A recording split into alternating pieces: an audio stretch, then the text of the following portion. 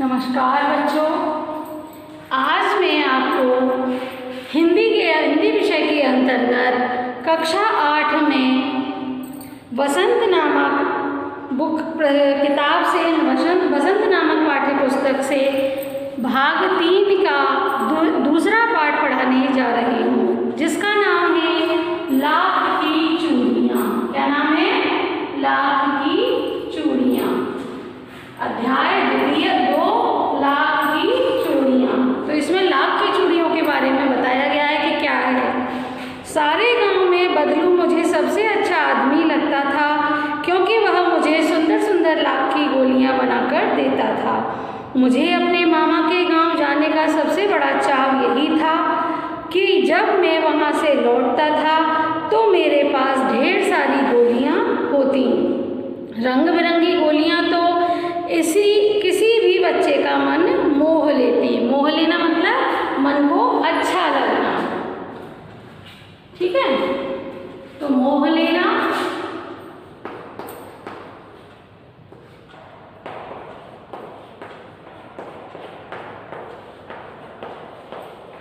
अच्छा लगना।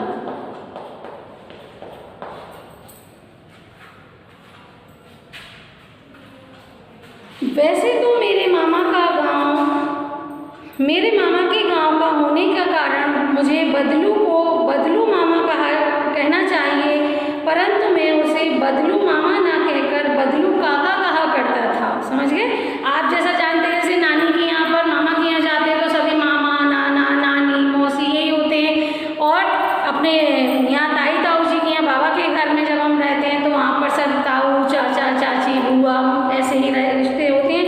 तो वो यही कह रहा है कि बदलू मामा कहना चाहिए था, लेकिन मैं उसको बदलू मामा ना कह करके उसको बदलू काका कहता था।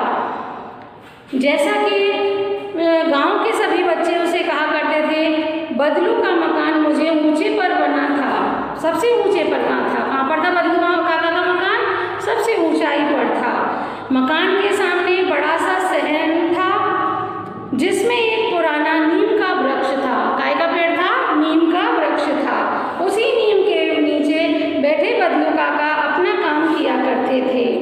बगल में भट्टी दहकती रहती, जिसमें वह लाख को पिघलाया करते थे। सामने एक लकड़ी की चौखट पड़ी रहती थी, जिस पर लाख के चूड़ियाँ मुलायम होने पर वह उसे सलाह के समान पतला करके चूड़ियों का आकार देता था। पास में 4-6 विभिन्न आकार के बेलनुमा मुंगेरियाँ रहती थी, जो आगे से कुछ पतली और पीछे से मोटी होती थी। लाख की चूड़ियों का आकार देकर वह उन्हें मुंगेरियों पर चढ़ाकर गोल और चिकना बनाते थे। तब एक एक कर पूरे हाथ की चूड़ियाँ बना चुकने के पश्चात वह उन पर रंग करते थे। बदलू यह कार्य सदा ही एक मचिए पर बैठकर किया करते थे। मचिया मतलब एक आसन होता है, पट्टे टाइप का मचिया आसन। तो बदलू अब मचिए पर बैठकर किया करते थे, और जो बहुत ही पुरानी थी। बगल में ही उसका हुक्का रहता था, जिसे वह बीच बीच में पीता रहता था। गाँव में मेरा दोपहर का समय अधिकतर बदलू के पास बीतता। ज़्यादातर कहाँ रहता था? तो वो बदलू काका के पास। वह मुझे लला कहा करते थे और मेरे पहुँचते ही मेरे लिए तुरंत एक मछलियाँ मंगा देता था। वैसे घंटों बैठे बैठे उसे इस प्रकार चूड़ियाँ बनाते देखता रहता। लगभग रोज ही वह 4-6 जोड़े चूड़ियाँ बनाते। पूरा जोड़ा बना लेने पर वह उसे बेलन पर चढ़ाकर कुछ क्षण चुपचाप देखता रहता, मानो वह बेलन न होकर किसी नववधू की कलाई हो। बदलू मनिहार था। मनिहार जानते हैं? चूड़ियाँ बनाने वाला, चूड़ी जो बनाते हैं, पहनाते हैं।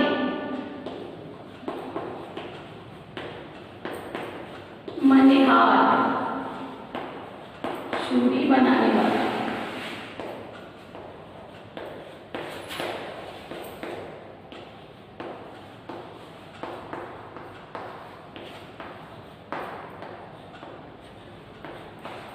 ठीक है, मनिहार कहते हैं उसे।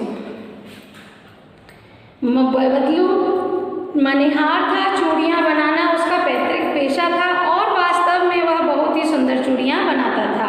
उसकी बनाई हुई चूड़ियों की खपत भी बहुत थी।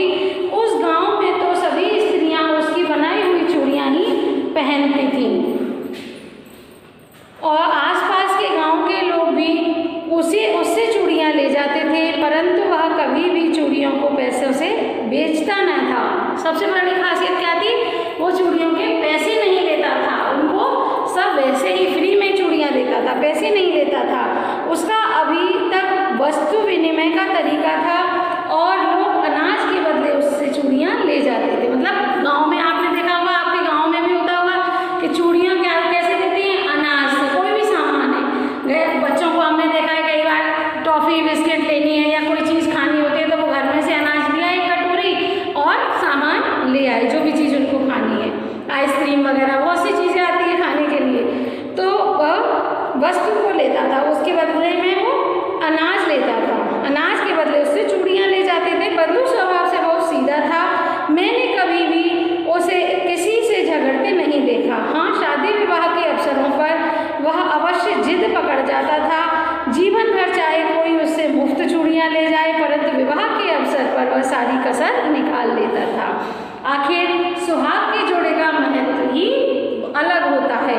मुझे याद है मेरे मामा के यहाँ किसी लड़की के विवाह पर जरा सी किसी बात पर बिगड़ गया और फिर उसको मनाने में लोहे लग गए। लोहे मत लगना मतलब बहुत मशक्कत लगना, बहुत परेशानी उठाना, लोहे लगना।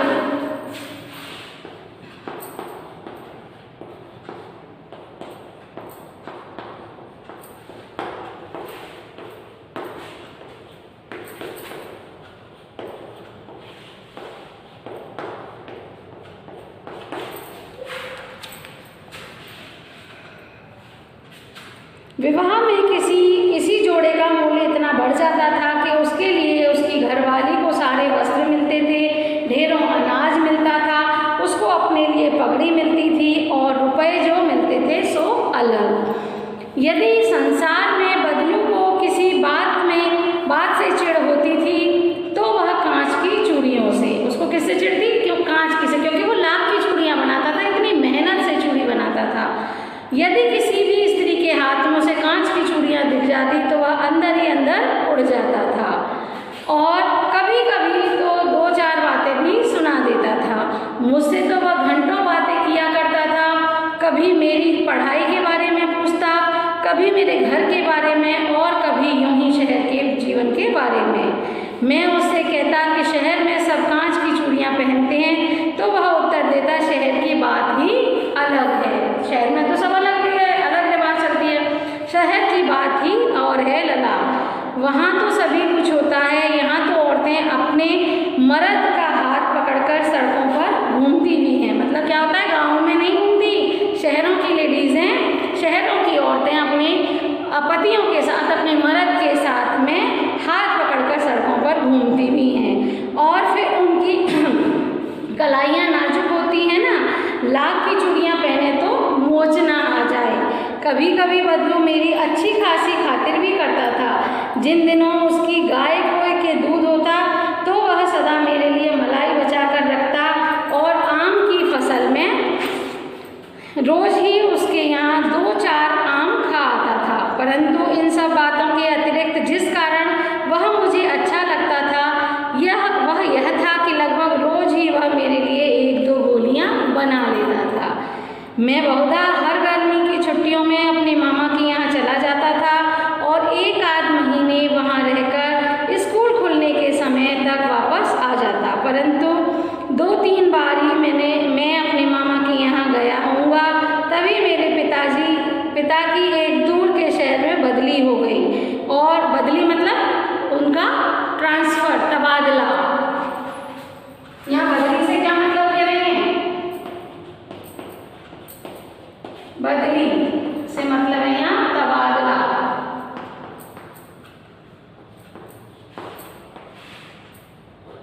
ठीक है, तबादला, ट्रांसफर। तो जब भी मेरे पिता की बदली हो गई और एक लंबी अवधि तक मैं अपने मामा के गांव न जा सका, तब लगभग 8-10 वर्ष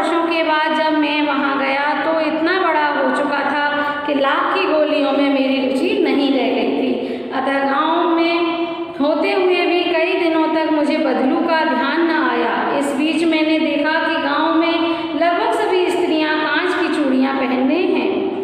विरले ही हाथों में मैंने लाख की चूड़ियां देखी। तब इन दिनों सहसा मुझे बदलू का ध्यान हो आया। बात यह हुई कि बरसात में मेरे मामा की छोटी लड़की आंगन में फिसलकर गिर पड़ी और उसके हाथ की कांच की चूड़ी टूटकर उसकी कलाई में घुस गई और उससे खून बहने लगा। मेरे मामा उस समय घर पर न थे, मुझे ही उसकी मरहम पट्टी करनी पड़ी।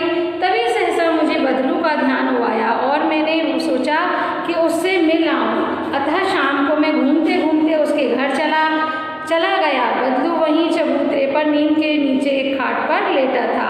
नमस्ते बदलू काका, मैंने कहा। नमस्ते भैया, उसने मेरी नमस्ते का उत्तर दिया और उठकर खाट पर बैठ गया, परंतु उसने मुझे नहीं पहचाना और देर तक मेरी ओर निहारता रहा। मैं हूँ जनार्दन काका, मैं हूँ जनार्दन। आपके पास से गोलियां बनवा कर ले जाता था, मैंने अपना परिचय दिया। बदलू फिर भी चुप था, मानो वह अपने स्मृति पटल पर अतीत के चित्र उतार रहा हो। और तब वह एकदम बोल पड़ा, आओ आओ लला, बैठो, बहुत दिन बाद गाँव आए। हाँ, इधर आना नहीं हो सका काका, मैंने चारपाई पर बैठते हुए उत्तर दिया। कुछ देर फिर शांति रही। मैंने इधर उधर दृष्टि दौड़ाई, ना तो मुझे उसकी मछिया ही नजर आई और ना ही भट्टी। आजकल काम नहीं करते काका, मैंने पूछा। नहीं लला, काम तो कई साल से बंद है। मेरी बनाई हुई चूड़ियाँ कोई पूछे तब तो गांव में तो कांच का प्रचार हो गया है। वह कुछ देर चुप रहा, फिर बोला, मशीन युग है ना यह लला, मशीन युग है ना यह लला। आजकल सब काम मशीन से होता है, खेत में भी मशीन से जोते जाते हैं और फिर जो सुंदरता कांच की चूड़ियों में होती है वो लाख की चूड़ियों में कहाँ संभव है। लेकिन कांच बड़ा खतरनाक होता है, बड़ी जल्दी टूट जाता है। मैंने कहा, नाजुक तो फिर होता ही है लला। कहते कहते उसे खांसी आ गई और वह देर तक खांसता रहा। मुझे लगा उसे दमा है। अवस्था के साथ साथ उसका शरीर ढल चुका था। उसके हाथों पर और माथे पर नसें उभर आई थीं। जाने कैसे उसने मेरी शंका भांप ली और बोला, दमा नहीं है मुझे, फसली खांसी है। फसली खांसी जानते हो, जो सीजन में होती है, मौसम के अनुसार जो होती है। तो फसली खांसी माने सीजन की खांसी। यह महीने 2 महीने से आ रही है, 10-15 दिन में ठीक हो जाएगी। मैं चुप रहा, मुझे लगा उसके अंदर कोई बहुत बड़ी व्यथा छुपी है। मैं देर तक सोचता रहा कि इस मशीन युग में न कितने हाथ कट गए, कि मशीन युग ने कितने हाथ काट दिए हैं। कुछ देर फिर शांति रही, मुझे अच्छी नहीं लगी। आम की फसल अब कैसी है काका? कुछ देर पश्चात मैंने बात का विषय बदलते हुए पूछा। अच्छी है लला, बहुत अच्छी है, उसने लहक कर उत्तर दिया और अंदर अपनी बेटी को आवाज़ दी, अरे रज्जो, लला के लिए आम तो ले आ। फिर मेरी ओर मुखाते होकर बोला, माफ़ करना लला, तुम्हें आम खिलाना भूल गया। नहीं नहीं काका, आज तो इस साल आम तो इस साल बहुत खाए हैं। वाह वाह, बिना आम खिलाए कैसे जाने दूंगा तुमको। मैं चुप हो गया। मुझे वो दिन याद हो आए जब वह मेरे लिए मलाई बचा कर रखते थे। गाय तो अच्छी है ना काका? मैंने पूछा। गाय कहाँ है लला, 2 साल हुए बेच दी, कहाँ से खिलाता। इतने में रज्जू उसकी बेटी अंदर से एक डलिया में ढेर से आम ले आई। यह तो बहुत है काका, इतने कहाँ से खाऊंगा, मैंने कहा। वहाँ वाह वाह, वह हंस पड़ा। शहरी ठहरे ना, मैं तुम्हारी उम्र का था तो इसके 54 आम एक वक्त में खा जाता था। आप लोगों की बात और है, मैंने उत्तर दिया। अच्छा बेटी, लला को 4-5 आम छांट दो, सिंदूरी वाले देना। देखो लला कैसे हैं, इसी साल यह पेड़ लगाया है। रज्जू ने 4-5 आम अंजलि में लेकर मेरी ओर बढ़ाए। आम लेने के लिए मैंने हाथ बढ़ाया तो मेरी निगाह एक क्षण के लिए उसके हाथों पर ठिठक गई। गोरी गोरी कलाइयों पर लाख की चूड़ियाँ बहुत ही फब रही थीं। बदलू ने मेरी दृष्टि देख ली और बोल पड़ा, यही आखिर जोड़ा बनाया था जमींदार के विवाह पर। 10 आने पैसे मुझको दे रहा था, मैंने जोड़ा नहीं दिया, कहा शहर से ले आओ। मैंने आम ले लिए और खाकर थोड़ी देर पश्चात चला गया। मुझे प्रसन्नता हुई कि बदलू ने हार कर भी हार नहीं मानी। उसका व्यक्तित्व कांच की चूड़ियों जैसा नहीं था, आसानी से टूट जाए। समझ में आ गया? अब इस कहानी से आपको क्या शिक्षा मिलती है? सबसे पहले आपको क्या इससे शिक्षा मिलती है कि हमें कभी भी हार नहीं माननी चाहिए। बदलू काका का क्या हुआ था? रोजगार चला गया था, उसके चूड़ियों का काम बंद हो गया था, पर फिर भी बदलू काका ने अपने काम से परेशान होकर, अपने रोजगार से परेशान होकर के हार नहीं मानी, फिर भी वह अपना जीवन यापन करते रहे। इसी तरीके से सबसे पहले हमें अपने लिए कभी भी हमें किसी भी कार्य से, किसी भी परेशानी से आकर के हार नहीं माननी चाहिए। तो यहाँ आपको पहला दिया है प्रश्न, अभ्यास में दे रखी है, कहानी से दिया है पहला प्रश्न। बचपन में लेखक अपने मामा के गांव चाप से क्यों जाता था और बदलू को बदलू मामा ना कहकर बदलू काका क्यों कहता था? क्यों कहता था? भाई सभी जाते, बचपन में लेखक अपने मामा के गांव क्यों जाता था? क्योंकि मामा के यहाँ सब छुट्टियों में जाते थे, इसलिए वो भी जाता था। और बदलू काका क्यों कहता था? तो उसे अच्छा लगता था उसको काका कहना, क्योंकि उसको प्यार उस तरीके से करता था और उसे आदत थी। वस्तु विनिमय क्या है? विनिमय की प्रचलित पद्धति क्या है? वस्तु विनिमय क्या होती है? वस्तु विनिमय यानी कि किसी वस्तु के बदले वस्तु लेना वस्तु विनिमय कहलाता है। जैसे हम अनाज लाए और कोई उसके बदले में कोई चीज़ ले ली। जैसे वहाँ पर बदलू काका के पास बच्चे आते थे या लेडीज़ें आती थी। हमारे गांव में दुकानों पर जो टॉफ़ी बिस्किट वाली वैसी दुकानें होती हैं, तो उसमें क्या है, बच्चे एक कटोरी अनाज भर लाए, अपनी मनपसंद की बिस्किट ले गए, कुरकुरे ले गए, जो भी चीज़ हमें पसंद होती है वो हम खाने के लिए ले जाते। ऐसे ही वो बदलू काका के यहाँ क्या होता था? वस्तु विनिमय माने अनाज लाती थी और अपने क्या लेकर जाती थी? वहाँ से लाख की चूड़ियाँ ले जाती थी। तो ये वस्तु विनिमय कहलाता था। मशीनी युग ने कितने हाथों को काट दिए? इस पंक्ति में लेखक ने किस व्यथा की ओर संकेत किया है? तो वो इसमें क्या कहा है? मशीनी युग में क्या कहा है कि हाथ की कमाई, हाथ की मेहनत की ओर संकेत दिया है कि हाथ से, वो तो अपने हाथों से कितनी मेहनत करके लाख की चूड़ियाँ बनाते थे, वो न समझ करके उन्होंने मशीन से कांच की चूड़ियों का उपयोग करने लगे। तो मशीन युग में उन्होंने इस पंक्ति में क्या कहा है कि हाथ की मेहनत यानी कि अपने हाथ की सफाई, हाथ के कारीगर की व्यथा के बारे में बताया है। बदलू के मन में ऐसी कौन सी व्यथा थी जो लेखक से छुपी ना रह सकी? बदलू के मन में कौन सी व्यथा थी जो लेखक से नहीं छुपी रह सकी? यही थी कि भाई बेरोजगारी थी, उसके यहाँ रोजगार नहीं था और उसके मन में परेशानी यही थी कि सबसे ज़्यादा वो सब देखते ही उसको समझ गया कि भाई यहाँ पर उनके लाख की चूड़ियों का कारोबार नहीं चल रहा है। मशीनी युग से बदलू के जीवन में क्या बदलाव आया? मशीनी युग से क्या आया? उसका कारोबार बंद हो गया। तो मशीनी युग से बदलू के जीवन में बदलाव आया कि वह अपना उसका कारोबार, उसका सारा रोजगार ठप हो गया। कहानी के बाहर से भी इसमें दे रखे हैं। आपने मेले बाजार आदि में हाथ से बनी चीज़ों को बिकते देखा होगा। आपके मन में किसी चीज़ को बनाने की कला सीखने की इच्छा हुई हो और आपने कोई कारीगरी सीखने का प्रयास किया हो, तो इस विषय में लिखिए। क्या किया है? क्या आपने कभी कोई चीज़, आपने जैसे मिट्टी के खिलौने ही हैं या कोई ऐसी चीज़ है जो हमने बनते हुए, बिकते हुए देखी और फिर घर आकर उस पर कारीगरी करने की कोशिश की हो, तो वो बताना है इसमें। लाख की चूड़ियों का निर्माण भारत के किन किन राज्यों में होता है? लाख की चूड़ियों के अतिरिक्त क्या क्या चीज़ें बनती हैं, ये भी बताना है। पता कीजिए, ज्ञात कीजिए। तो ये आपको ज्ञात करना है, बताना है ना? तो लाख की चूड़ियाँ कहाँ कहाँ मिलती है? तो ज़्यादातर राजस्थान में बनाई जाती है, राजस्थान का ही पहनावा है। तो राजस्थान में किन किन जगहों पर बनती है वो आपको बतानी है। अनुमान और कल्पना, अनुमान और कल्पना आपको बताना है। घर में मेहमान के आने पर आप उसका अतिथि सत्कार कैसे करेंगे? अनुमान लगाओ और कल्पना करो, कैसे करेंगे? घर आया हुआ मेहमान होगा, उसका सत्कार कैसे किया जाएगा? भाई जो हमारे घर में उसका सम्मान कैसे करते हैं आप सभी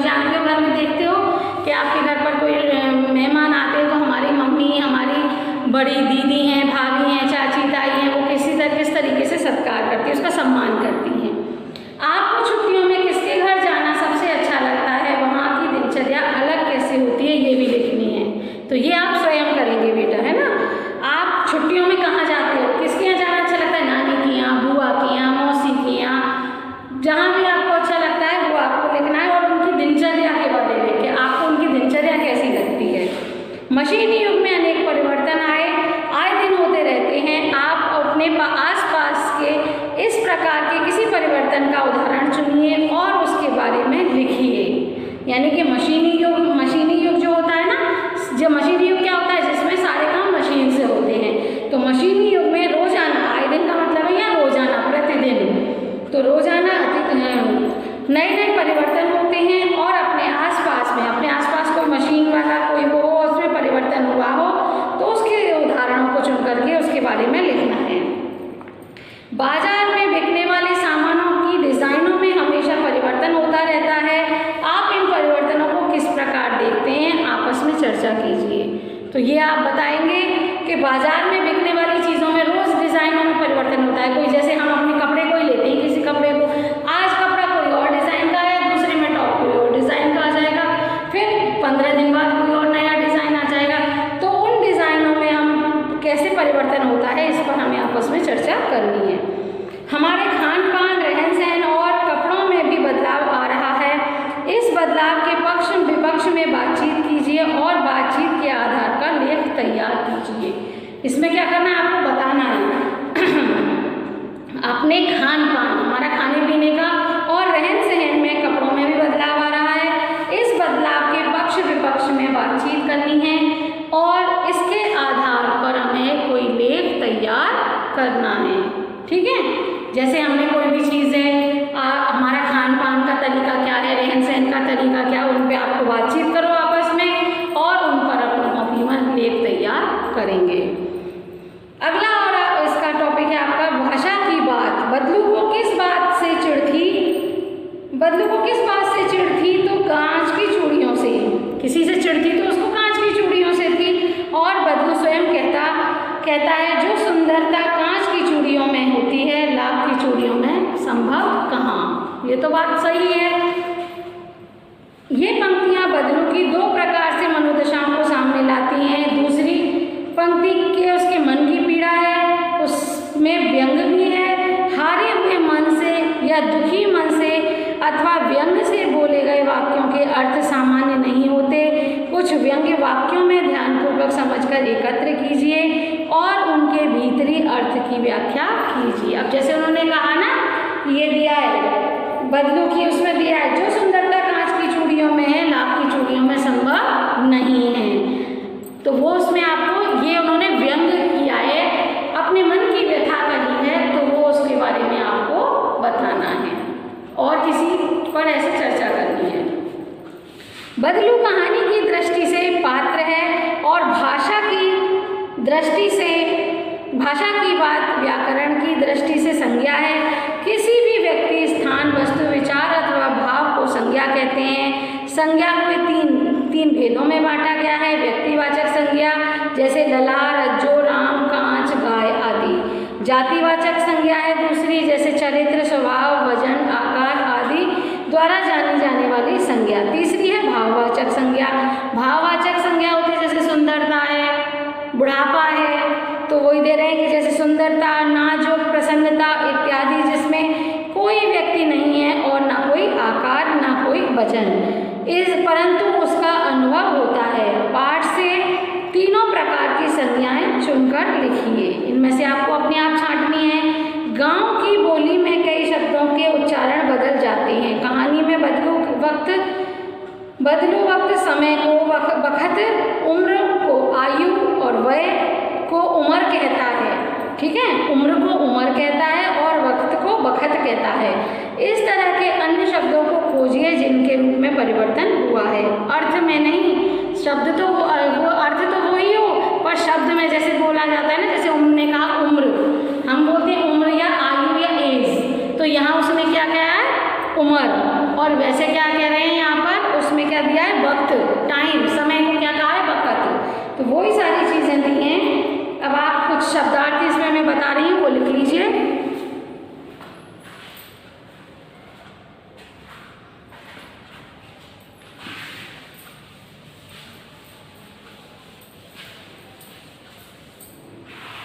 तो बच्चों प्रश्नोत्तर इसके मैं आपको पहले ये वाले मैं आपको करा दूंगी, बाकी के जो आपको करने हैं वो आप स्वयं करेंगे और अपनी कॉपी में लिख लेना, ठीक है। शब्दार्थ तो आपके पास ये हैं और बाकी के मैंने अलग से करा दिए। बाकी अगला अध्याय हम अगली वीडियो में कराएंगे। तब तक के लिए धन्यवाद।